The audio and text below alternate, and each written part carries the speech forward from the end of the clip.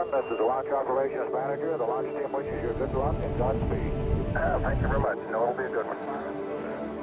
5, 4, 3. We sometimes say moonshot is a miracle, but the moonshot wasn't a miracle. The moonshot was just great engineering of NASA from 1961 to 1969. I'm old enough to remember it and to have watched every part of Mercury, Gemini, and Apollo missions. And that was just the greatest demonstration of organized engineering prowess you could ever imagine. But it wasn't a miracle. It was just good, rigorous engineering. The shame of our world is that knowing that the climate issue is an existential issue, we haven't gotten organized to do a moonshot.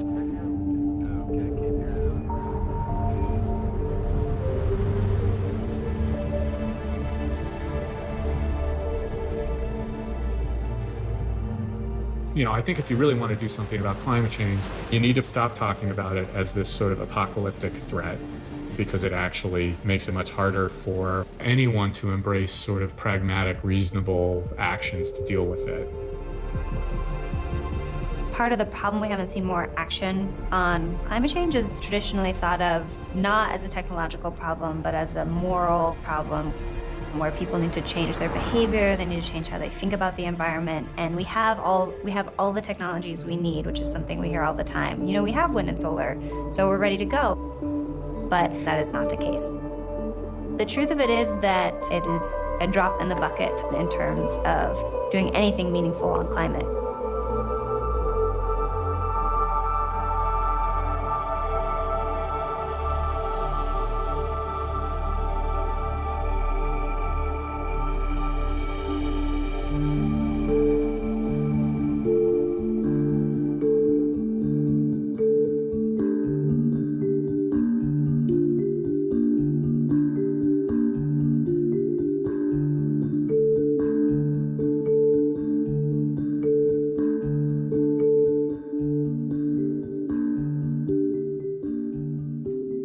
Easy, clean, affordable.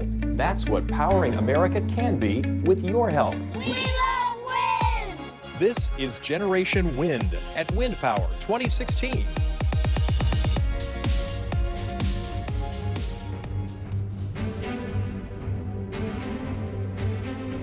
We have a moral imperative to make the shift from a fossil fuel-based dinosaur economy to a 100% renewable economy.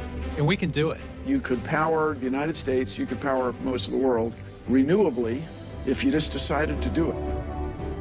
Already in much of the country, solar and wind will beat your utility bill. The statement that caught my attention from you was there is enough wind to be harnessed, enough solar power to be generated to power the entire world. The good news is that renewable energy is not only achievable, but good economic policy. Now must be our moment for action. We've done 50 states for 50 plans. You can go on our website. Every state has a plan to take it to 100% renewable energy. Mark Ruffalo. The public, and even a lot of policymakers, are just convinced that we're moments away from the tipping point where solar and wind are going to run the world. But it's a fantasy. One of the issues is the variability of wind and solar. The sun doesn't always shine, the wind doesn't always blow, and it's not just on a daily basis, but the wind and the sun are often not really available over weeks. And batteries are only useful for daily fluctuations. The second problem is that siting energy facilities of any kind is extremely challenging. We're talking about millions upon millions of wind turbines. It's large concentrated solar plants in deserts. Those things are not uncontroversial. Try and go site a wind farm in northern Maine. There's going to be significant political and social issues with that level of renewables build-out. The fact of the matter is nobody likes any of the energy alternatives.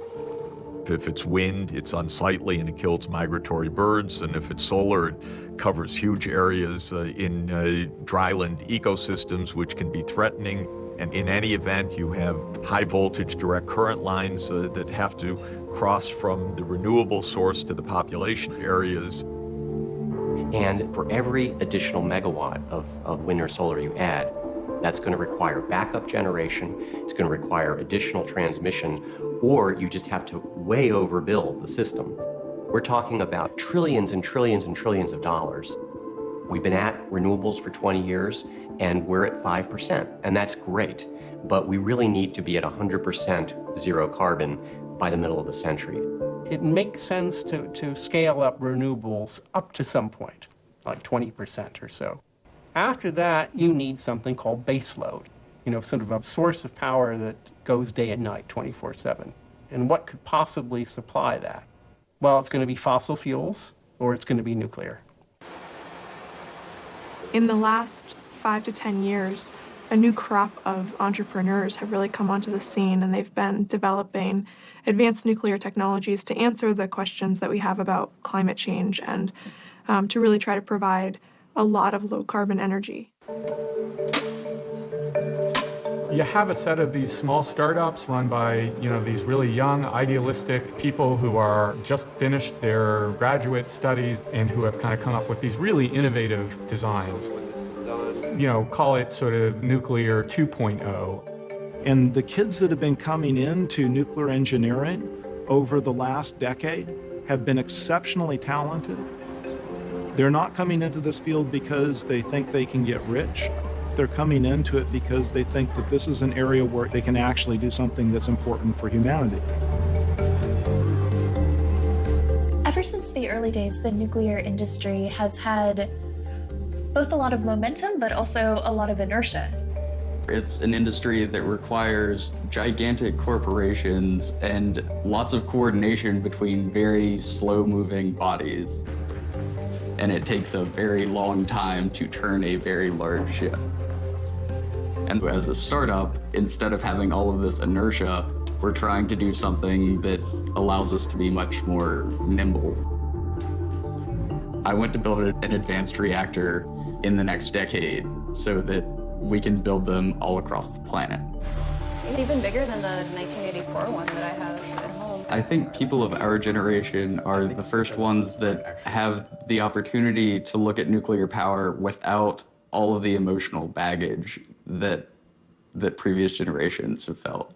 The very first geopolitical event that I can remember was the fall of the Berlin Wall when I was 4 years old. So for me, there was never that looming Cold War nuclear threat. The strongest association I had in my childhood with nuclear power was probably Mr. Burns from The Simpsons. Mark and I started Transatomic when we were midway through our PhDs in nuclear engineering at MIT, because we wanted to develop a nuclear reactor that addressed safety issues and waste issues. It started out as an academic pursuit, but once we started working on this, it seemed like we might actually be onto something. Conventional nuclear reactors are cooled by water that's heated up far past its normal boiling point, so it has to be held at high pressure to keep it liquid. If there's a break in the system, the water can flash into steam and cause a loss of coolant accident, which could lead to a reactor meltdown.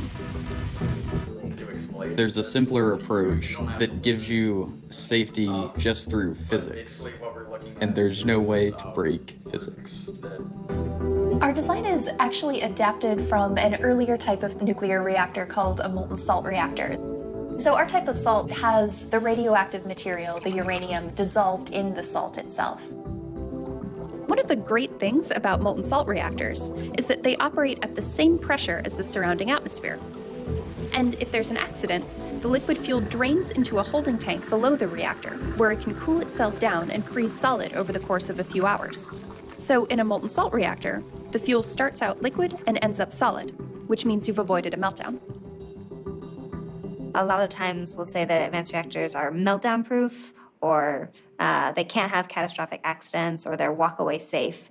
And what that really means is that if something goes wrong at the plant, if there's a tsunami or an earthquake or an airplane hits it, the plant shuts down on its own and it's able to cool without the need for human intervention.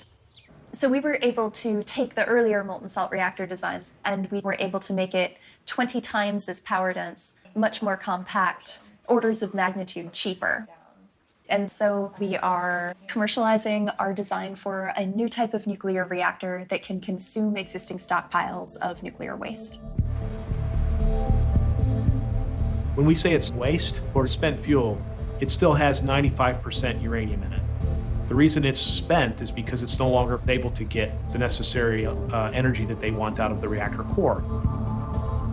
It's like taking a log and putting it in the fireplace and burning the bark off of it, and then throwing away the log. And unfortunately, that log that you're throwing away is also very radioactive. Waste is a concern for a lot of people. For a lot of people, it's their first concern about nuclear power. But what's really amazing about it is that most of what we call nuclear waste could actually be used again for fuel. And if you use it again for fuel, you don't have to store it for tens of thousands of years.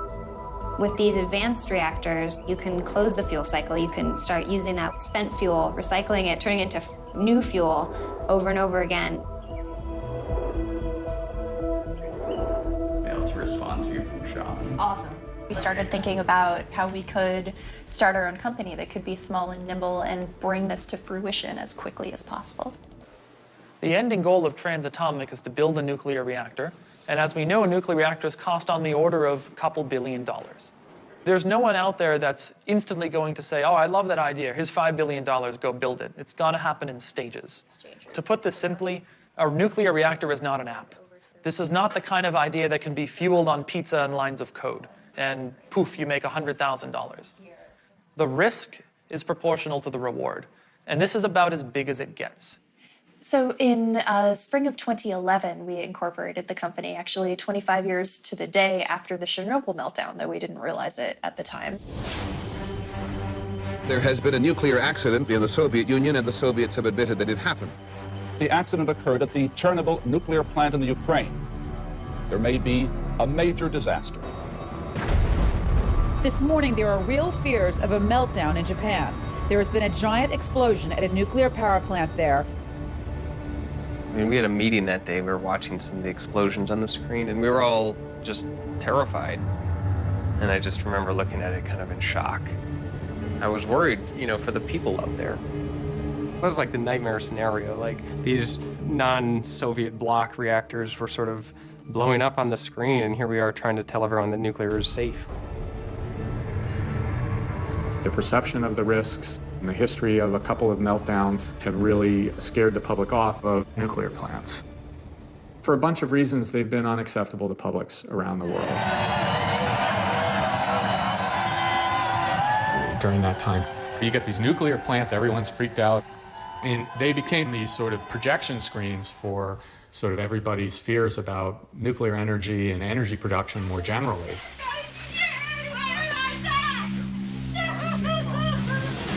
They obviously have a problem. They might have come close to exposing the core. If that's true, then we came very close to the China syndrome. If the core is exposed, for whatever reason, the fuel heats beyond core heat tolerance in a matter of minutes. Nothing can stop it, render an area the size of Pennsylvania permanently uninhabitable. Frank, it was an accident at the 3 Mile Island nuclear power plant, which is located on an island in the Susquehanna River, 10 miles... Well, I grew up and experienced the 3 Mile Island scare because I was living downwind from 3 Mile Island at that time. And it's natural to say, look, I'm afraid of this. If that's a normal response. But if you think about it, the fact of it is, in the United States, there's tens of thousands of people being killed every year in automobile accidents. And yet, what we hear on the news is about airplane crashes.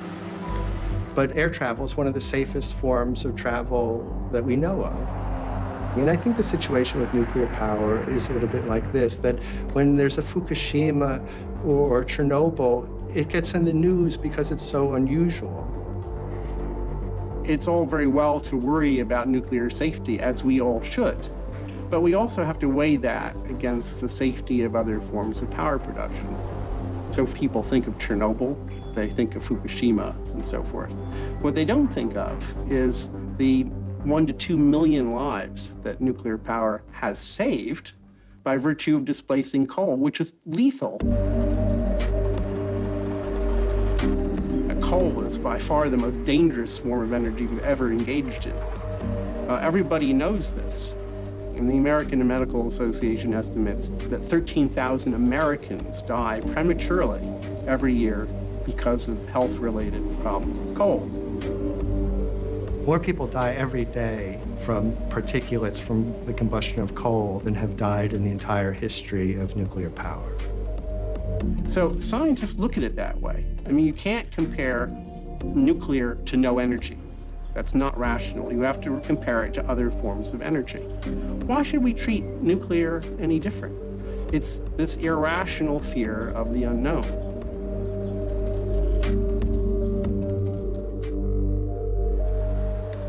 I was a nerdy kid. I loved reading, and I realized early on I liked math and stuff because I felt like it was so logical. When I was younger, I wasn't sure what I wanted to do. And once I got to college, I got roped into doing work on a race car team. So I fell in love with it, and working on that team, you kind of learn what mechanical engineering is before you actually take the classes. And then I realized I was really interested in nuclear. I was exposed to a couple people who did it, and 2008, I met Jacob DeWitt. I first got really interested in nuclear when I was like 4 or 5. I was born and raised in Albuquerque, and my dad worked at Sandia National Laboratories. They say that about a quarter of Albuquerque's energy came from a nuclear power plant in Arizona, Palo Verde. And I was like, that's so cool. So that means when I go home and turn the lights on, it's nuclear power. I literally went home that day and turned the lights on and off and on and off, thinking that like every 4th time I did that, there was a nuclear powered, light bulb.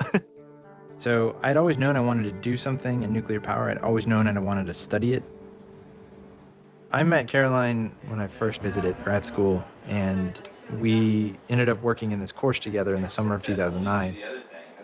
And it was around that time there was a resurgence of looking at nuclear and seeing what it can do. And we started looking at what would it look like if we did this entrepreneurially. And the idea was to build this reactor, could actually consume and convert nuclear waste to energy. Was simpler, was cheaper, had all the great benefits you see with advanced technologies. But the thing that really stood out to me during that time was the question about how do you get one of these advanced reactors to market? Because it's really hard to get a customer for something brand new in the power space. The United States has a surprising number of microgrids or very expensive grids. People who live in remote areas and they can't get reliable electricity. That could be data centers, it could be remote extraction sites. That eventually evolved into us realizing that there's this huge, awesome opportunity in off-grid markets where they need power and they're relying on diesel generators because the only way you can get energy to these places, you can't run power lines. So the only way you can is by trucking up diesel fuel. And we were talking with some of these communities and we realized they use diesel fuel because it's the most energy-dense fuel that they know of. And I was like, man, nuclear is 2 million times as energy dense. And they kind of said that casually and they were like, wait, are you serious? Can you build a reactor that would be at that size? And I said, sure. So that got us thinking, man, we should go small to start. And that's kind of where the idea of starting a company formed into what it looks like today. Our first reactor is designed, it's basically a solid block of fuel that then has a tiny bit of fluid that carries heat out from the fuel up to where we use it.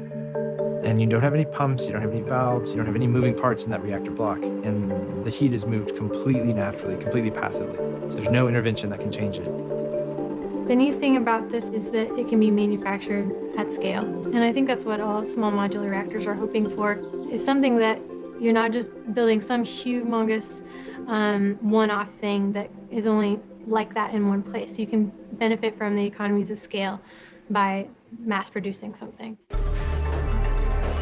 The advanced nuclear plants that are being developed right now are very different from your grandfather's nuclear plant. We're talking about plants that are probably 1/3 of the size, about 1/3 of the material. You can roll them off the assembly line like Boeing's at a cost about 1/2 or 1/3 of today's nuclear plants. Today, a ship or a reactor can look a lot like IKEA furniture. It's factory fabricated. You just assemble it once you deliver it to the site. If we could start mass producing nuclear reactors, that'll just scale it up much faster. And that's how you get a big transition to clean energy globally.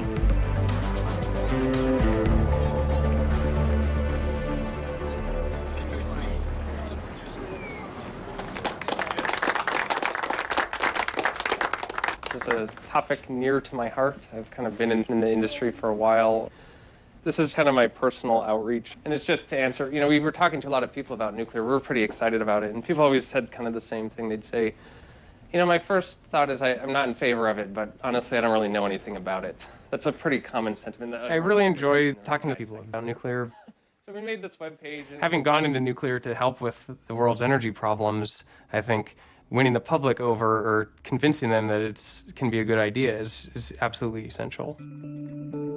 I have this webpage, whatisnuclear.com, and I've enjoyed making that. That's meant to sort of communicate with intelligent people on the street. I feel like once people sort of understand what's going on with nuclear, they're much more open to it. It's when it's mysterious that people don't like it.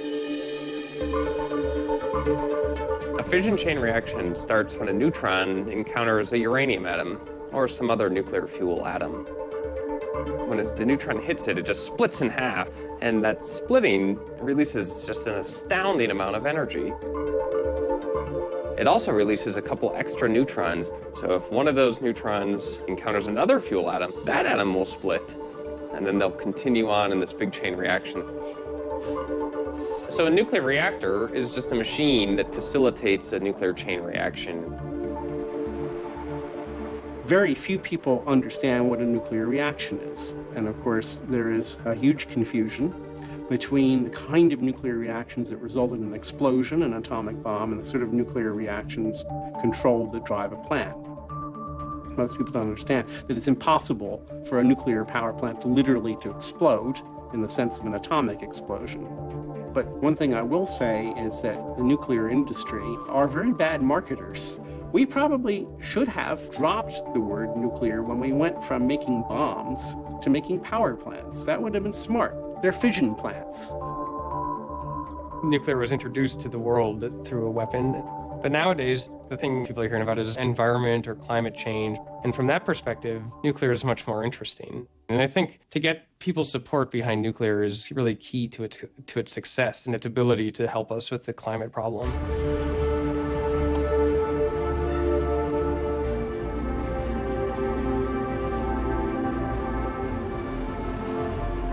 Nearly 170 nations arrived here for the largest ever gathering of its kind. They'll take part in 2 weeks of intense negotiations aimed at forging a deal to limit global warming.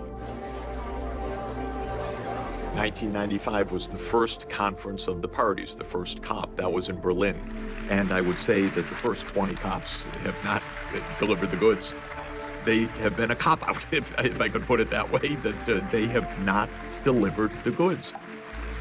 COP21 is our last chance in the world to stay at even a remotely safe margin because we've had so much advance of human-induced climate change. It takes so long to pick up the pieces after a failure that if COP21 fails, we're absolutely adrift in danger.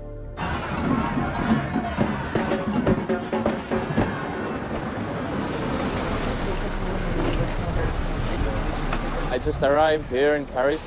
I'm here to give out 5,000 copies of my and my co-author's book, The Climate Gamble. I'm staying here at the place to be. There's like 500 activists staying there. Many of them seem to be anti-this, anti-that. I'm pretty sure that many of them are also anti-nuclear, which our book is not. It's pro-nuclear, pro-renewables, pro-efficiency, pro-evidence-based solutions for climate change. These traditional environmental movements are, at the very least, playing this huge gamble right now. And that doesn't happen because they are bad people or stupid people, because they are not. They are very good, decent, smart people.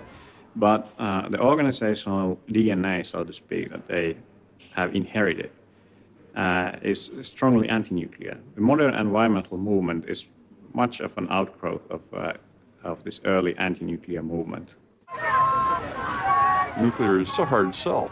And ironically, some of the biggest foes are environmental organizations who have been using nuclear power as a whipping boy for decades to raise funds. And so it's very difficult for them. They've kind of painted themselves into an anti-nuclear corner because they've convinced so many people that it's a scary thing and that we don't need it. Enjoy. Oh, hey, can I interest you in a free book? Excuse me. Can I interest you in a free book? So are you guys nuclear advocates? We are advocating for all the solutions. That we now need all the tools that we can have, and can I give you a free book? Is it putting out a pro-nuclear message? Or we are pro. At Place to Be, I wasn't really able to meet a lot of people who agreed with me that nuclear needed to be a big part of the solution until I met Rowley and Jan. These guys get it. I'm glad to do anything I can to help them succeed in that goal.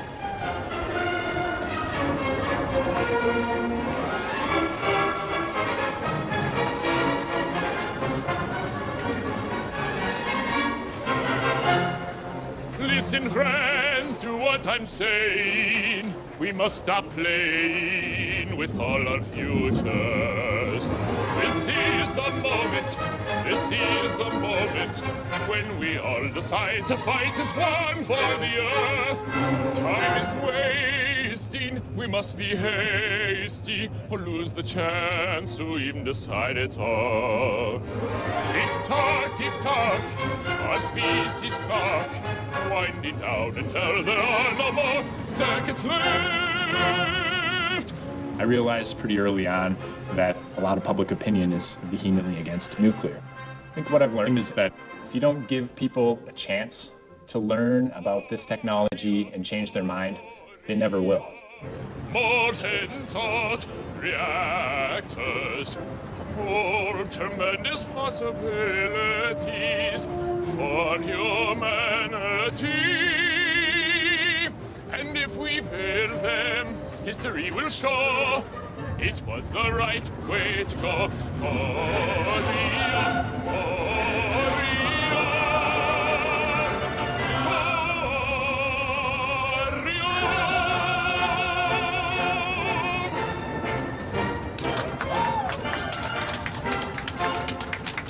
Merci beaucoup.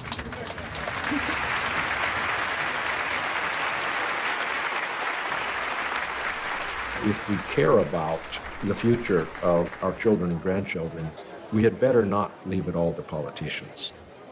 Scientists have an obligation to say everything they know, not limited to what the politicians want us to say.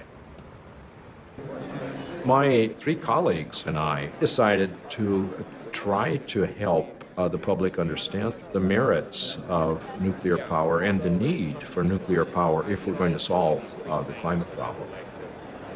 Hi everybody, thank you so much for your patience and welcome to our press conference.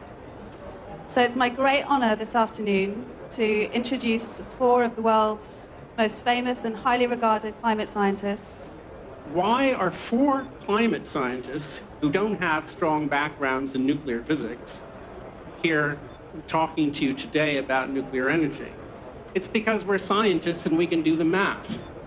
If we truly are sincere about solving this problem, unless a miracle occurs, we are going to have to ramp up nuclear energy very fast. That's the reality. The numbers don't add up unless you put nuclear power in the mix. We have a question over here. Good afternoon. I simply want to say that your defiance towards renewables and your confidence towards nuclear power is a kind of the opposite of their current dynamics to deliver carbon-free electricity. Let me just throw in one thing to say that it's not only nuclear that needs to scale up extremely rapidly, but it's also solar and wind that to solve the climate problem, we need to scale up every technology that makes sense as fast as we can. But the goal is not to make a renewable energy system. The goal is to make the most environmentally advantageous energy system we can while providing us with affordable power. And there's really only one technology that I know of that can provide carbon-free power when the sun's not shining and the wind's not blowing at the scale that modern civilization requires, and that's nuclear power. You know, I like to emphasize that China and India are using tremendous amounts of power, almost all coal, for their electric plants. And there's no way that they can power their steel mills and all the other factories that they're building products for us on solar panels. You know, and they know that. And for the West not to help them is immoral, because we burned their share of the carbon budget. You know, I would argue that what we're going to find is that China is going to develop nuclear, and it will find a market for it, and we're wasting an opportunity if we don't develop our technology. Thank you.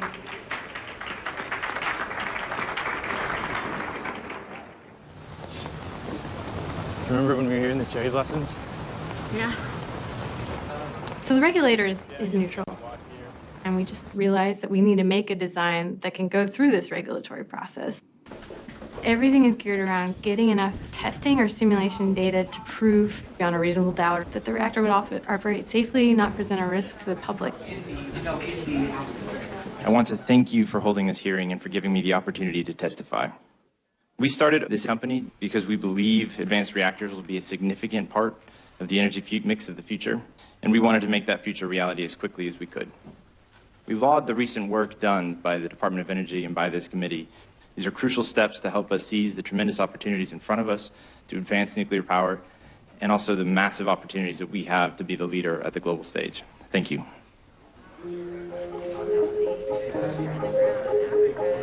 Starting a company in nuclear is hard, but if you start small, it makes some of that stuff more manageable, and then we can get bigger from there after we get our feet under us. So that when we start doing it on grid, we can be cheaper than coal, we can be cheaper than fossil, we can be the cheapest source of energy that can. And ultimately, that's the only way you displace fossil fuels. We are working on our first reactor, but it's not our only reactor. So this is our first product. We see it as kind of like the tip on the spear to get through the nuclear regulatory process in kind of the simplest way we see possible. So I guess I'd say that, you know, this is just the beginning.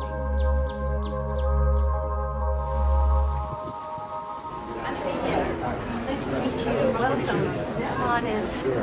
We are going to get you set up, and now I'm ready to Jim will be happy to have questions, and we'd like to start with students first.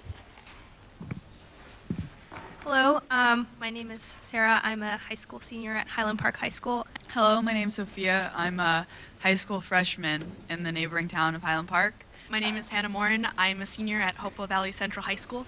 My name is Natalie, and I'm a 6th grader. So my question is, what can we do to raise awareness in young people, because they're the ones who are going to be taking the responsibility in the future? What can we do to raise awareness in young people about the dangers of human activity and the effects they have upon biodiversity on Earth? Yeah, well, that's a good question about what can young people do. I don't at all want to discourage individual actions. I just want to warn you that you've got to also hit the politicians and make them do what is needed on a national and global basis. It's not enough for young people to say, we want you to solve the problem. The young people also have to understand something about what is needed. Politicians will sometimes, well, you know, you've got to help them. I don't know, it's hard. You know, there are some advantages of getting old. You've had enough experiences that you can have a perspective, which you didn't have when you were a younger person. I worked for decades for the National Aeronautics and Space Administration. I spent 10 years studying planet Venus and proposing an experiment to go to Venus, and then began to realize that this planet that we're living on is in some ways more interesting than Venus, because this planet is changing before our eyes. And I was reluctant to be involved in the public discussion in terms of trying to describe what are the implications of the science. But eventually, I decided to try to make the story clearer. Barring a remarkable and improbable cooling, 1988 will be the warmest year on the record. This evidence represents a very strong case, in my opinion, that the greenhouse effect has been detected and it is changing our climate now.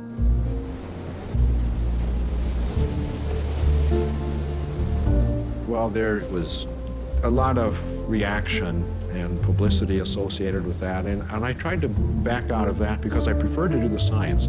So I tried for decades to stay out of the politics. It was only in 2004 that I decided to get back in the communication. And when I was asked, well, why are you doing this now, 15 years later, I said, well, I didn't want my grandchildren to say that Opa understood what was happening, but he didn't make it clear. You know, I try to do what I can do, but it's not easy. Because the fact is, it's just a matter of which generation is going to feel the brunt of the changes that will be coming unless we begin to rapidly reduce fossil fuel emissions. The back area. So it's neat to see the walls up because last time when we were here, we just talked to the open space, so now we can start to see how it's all coming together. How many employees? Right now we'll have 5 out here not long after we move in, so within like the first couple weeks, and then we'll hopefully grow that out to about 10 in the near. Ultimately, the way all regulatory bodies look at this is they say, okay, it's a new reactor concept, so you can show us all the great computer simulations you want, but right now we still need some kind of hard physical data to support what your computer simulations say is happening. And so our view is, okay, let's do that. When we were looking at it, we came to appreciate all the great work that was done with the fast test reactors we had in this country and what was demonstrated at the national laboratories. Idaho National Laboratory is one of 17 Department of Energy national laboratories. Most of the laboratories have grown out of the Manhattan Project, right? So that was a project that, of course, during World War II to create the first nuclear weapons. But coming out of that was this incredible research capability that then grew into the broader energy research capability that the national labs are today. There's a huge wealth of knowledge and expertise at the U.S. National Labs. They did really crazy, innovative things in the 60s and 70s and 80s, and all that experience is still there.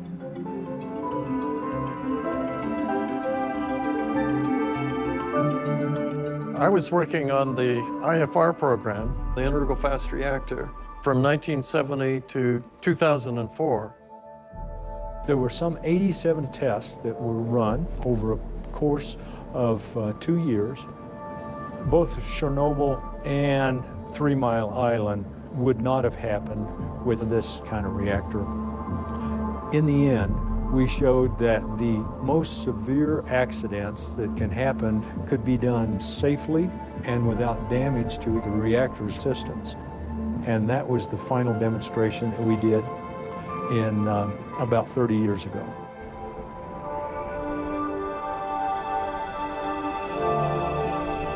One of the great ironies of recent years is that one of the most promising nuclear options, the integral fast reactor, was in development, was showing very strong performance criteria, and then it was stopped. Stopped in 1994. And you go back and ask, why was it stopped? Nobody knows. Well, nuclear, 3 Mile Island, we should stop. Not so good. And many, many engineers look back and say, why did we stop? This is one of the most promising ways forward for nuclear technology.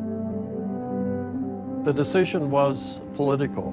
And I remember I met with each of the operating crews personally. To a person, the response was, doesn't the country know what it's losing here? But we don't despair at the shutdown because the technology is there. And I think you'll see that people will be discovering that, especially young entrepreneurs, and bringing it to the fold. The information is all there and available to the new generations.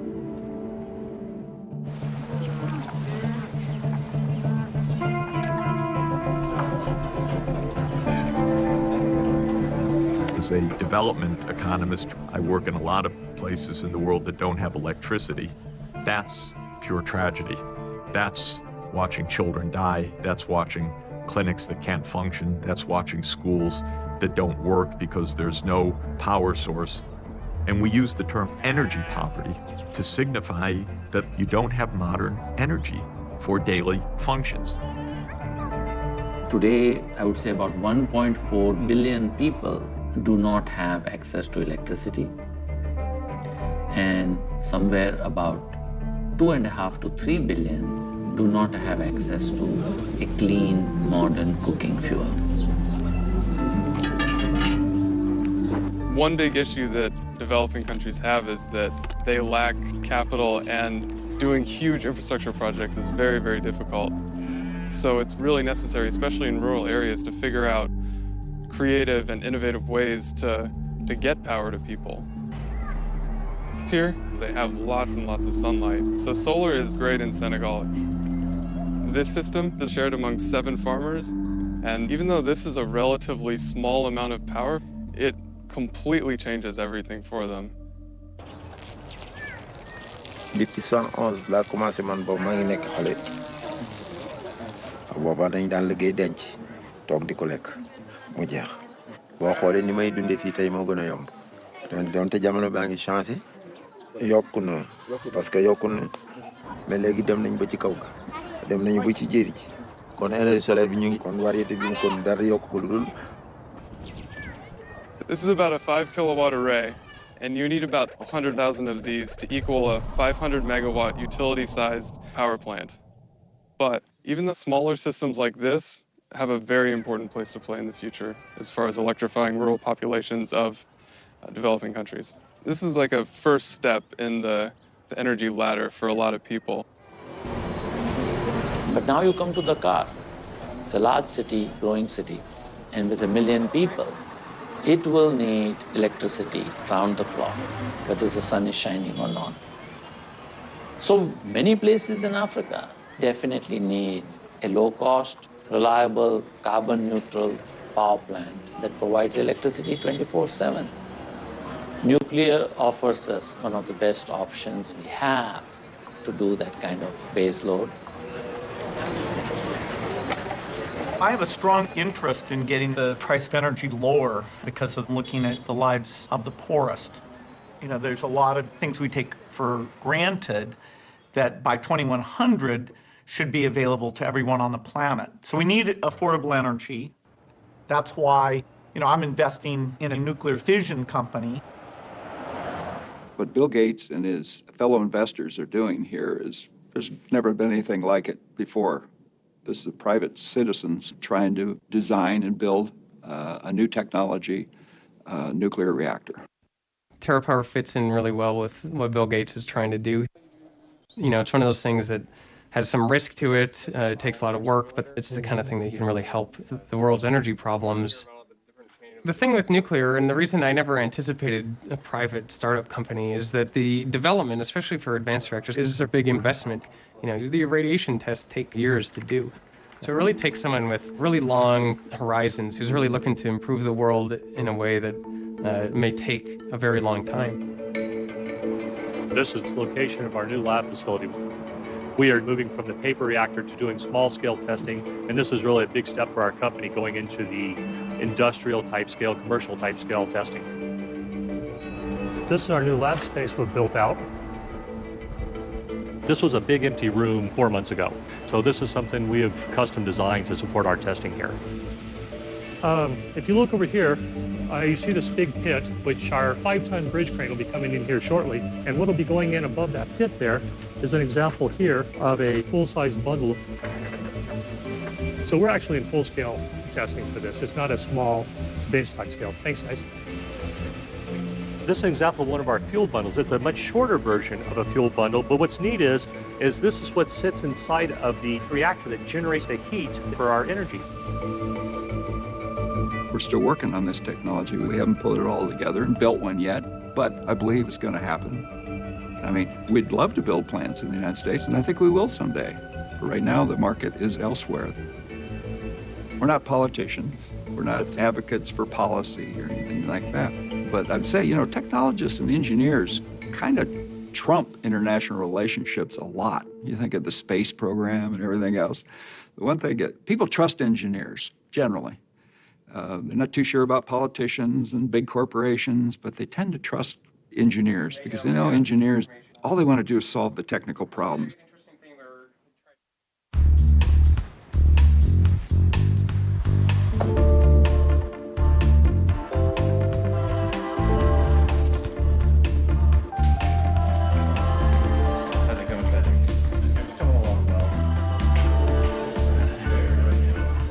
Busy last 10 months, I'd say. California has lived up to its expectations. It's a place where there's single focus on building your company and focusing on that, working hard. I got kind of a unique opportunity to go to the National Lab and do some work with them. And it's really awesome because I love nuclear technology. I love nuclear reactors. I love being around reactor facilities, and I particularly love kind of the golden age of nuclear research and development in the 50s and 60s. We're standing on the shoulders of giants doing what we're doing, right? Dating back to all of the work that's come through over the last couple decades. It's a neat legacy that went on out here. It's kind of interesting to think about the history of it and the kind of similarity of what we were going to do. It doesn't like stick up. You can't see it from a big distance. It's like you have to come around a curve and then there it is. And it's like just up against the hills. Yeah, you can see the GE logo in the one water tank that's not even affiliated with the nuclear thing, but you're right, it just blends in. I would love for our units to look kind of like that, just like simple and beautiful. I think I've just romanticized that era so much. It's the 60s, like that's when we did everything.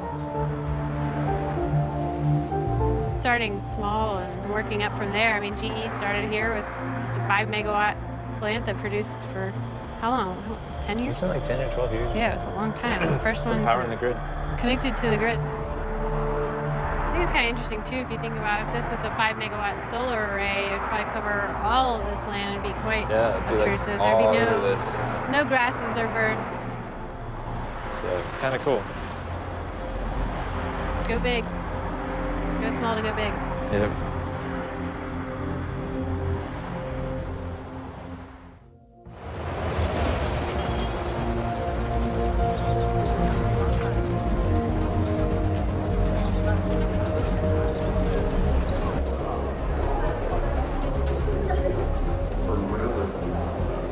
I contacted 2 scientific colleagues in China to have a workshop on climate, air pollution, and nuclear power.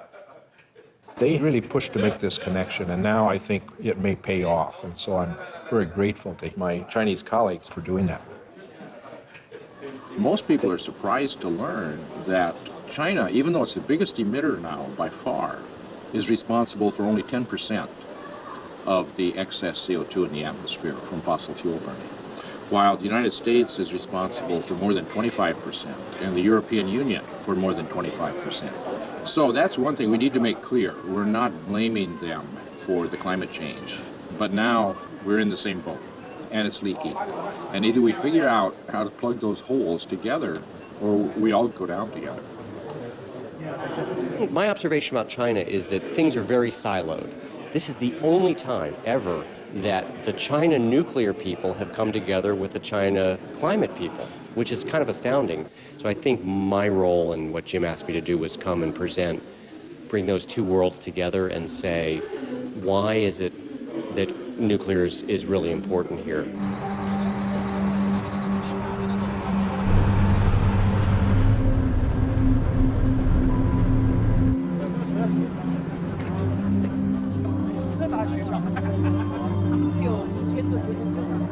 You know, when you look at these young people, that's the first thing that comes to my mind. That they are going to experience things as a result of our actions. They're going to be alive at the end of the century. That's what this is all about. The whole issue of this climate change, what we're concerned about is the future that we're leaving for those young people. Even though China is going really fast on nuclear, they don't necessarily have all of the technological savvy that we have in the West. So the real opportunity here is to marry up the enormous technological know-how and research base that we have in the US with the enormous demand, not just in China, but in other parts of Asia as well. It's almost a perfect complementarity between the two systems. This issue of climate change just completely overrides all these disagreements you hear about between the United States and China. They seem so unimportant in comparison to the future of both countries for generations to come.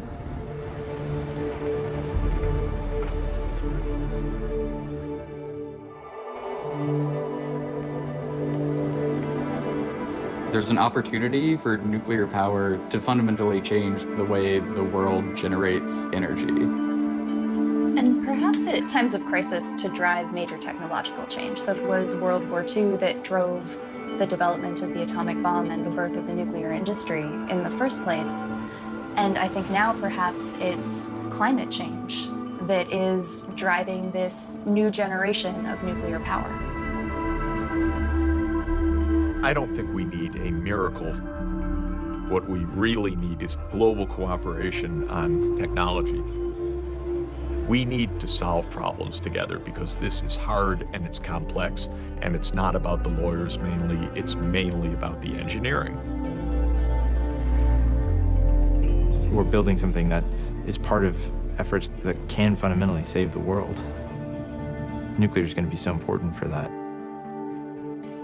I feel like the really big difference of what our future could look like in 2030, 2060 is nuclear power can really be a game changer. Silicon Valley didn't just happen. I mean, Silicon Valley was basically invented by the federal government to really pioneer the field of computer science.